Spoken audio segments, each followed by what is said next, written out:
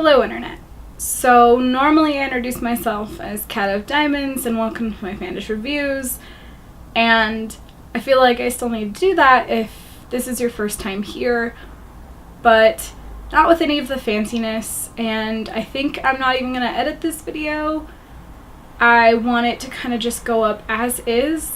I normally don't script my videos or my reviews. If anything, I'll have like an outline, or yeah, it's sometimes I do it, but it's very rare when I do. And in this video, I just finished reading Asking for It by Louise. And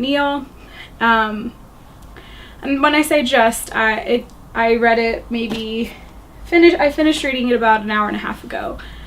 And then I got out of the bath and put on clothes and sat on my bed for a really long time.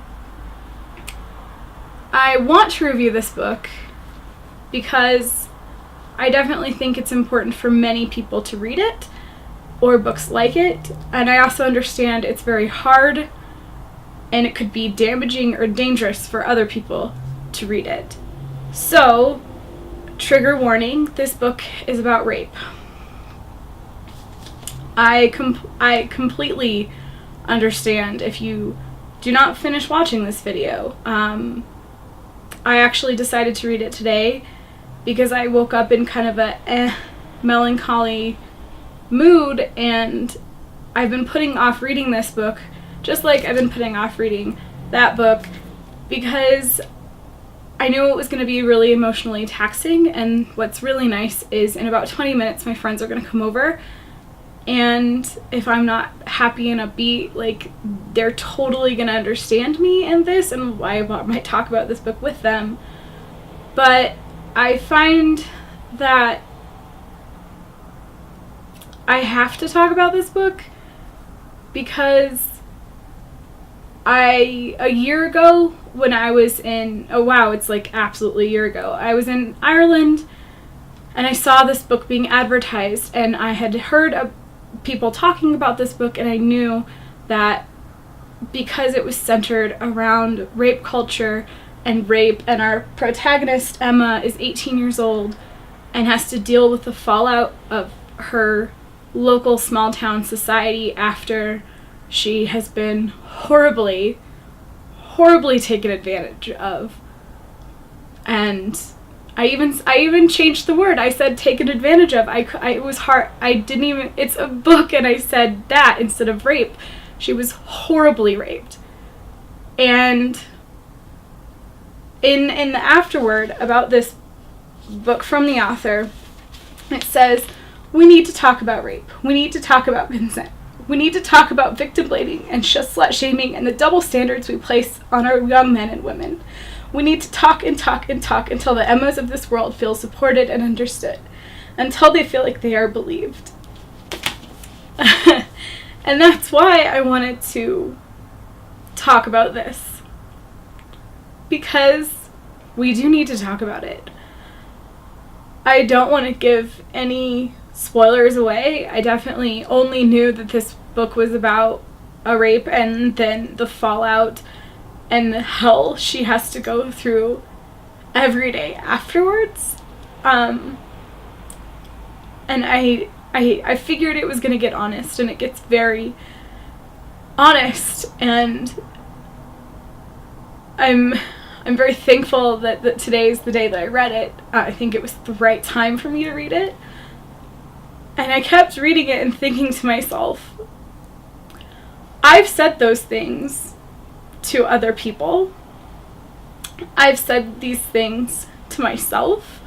And I'm not going to tell you which things in this book I've said to me or to others, and how long ago that was, and if I've obviously changed my view on those things, or the fact that sometimes, and usually, my brain defaults to slut shaming, and I immediately am angry at myself for doing that. But I think that shows how entrenched being terrible to women is in our culture. And there's one line in here that I do want to talk about, and it's one of the reasons I really wanted to read this book, because it's set in Ireland. And to be honest, I was really thankful for that for once it wasn't an American rape story, both in a selfish and unselfish way. In a selfish way, like, it happens here a lot, and it gets dragged through the media and online, and it's very synonymous with American culture. If you think about a rape story, at least me being American, I think about all of the American stories surrounding it. But it does happen other places. It happens as a part of cultures, as something that is okay and good in other cultures. And it's definitely not okay. I can't find it. It's this list that Emma writes, and it's a list about why people are so interested in her case as to blow it up all over the internet and media. And it is one of the things that is used as a clickbait headline is the Americanization of Irish culture. Meaning that slutty girls going out and asking for it is something that is happening in Ireland because it's an Americanization of their youth. And I can't even get into that, but it's how people think, and it's how people in this country think. It's that the title of this book, Asking for It, is the reason rape happens. And with very sensationalized and loud stories about the rapists in the news right now, but also just the ones that don't get any media attention, because we are so apt to believe that a girl or a victim, no matter their gender, was asking for it. It just hurts. It's just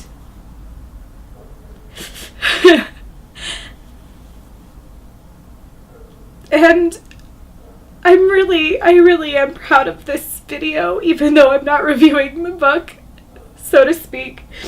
I think that my emotions hopefully definitely talk about the importance of this book more than any of the words that I could possibly say, and just the importance of this topic. I just recently got back from a convention where I said that I want to do more videos talking about the issues that are in YA books and why they're so important, why YA books are so important to our culture, because these are the things that they face.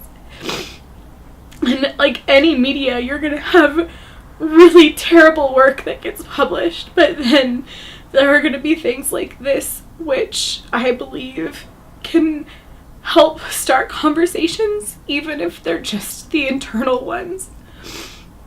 And I'm 30 years old now, and I read predominantly YA because as an adult with a full-time job, the way that I can take on YA, read it very quickly, and I have enough time to read it.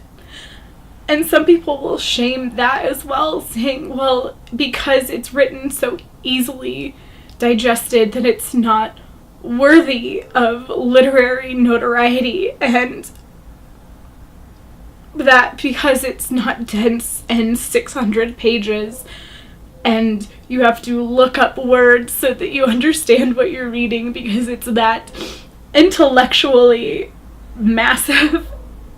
Whereas this book It is in written words that I hear every day.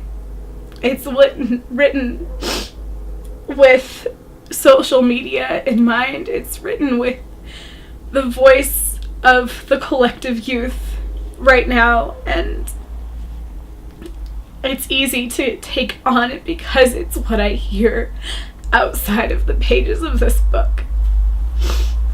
So I don't really know how to end this. I didn't know going in how I was going to end this, but feel free to comment below with any reaction to this video. However, I will tell you that I am going to monitor the comments, and if I feel that your comment is rude or disgusting or just insensitive, I will not publish it. I will delete it. I won't flag it or anything. It just won't be visible.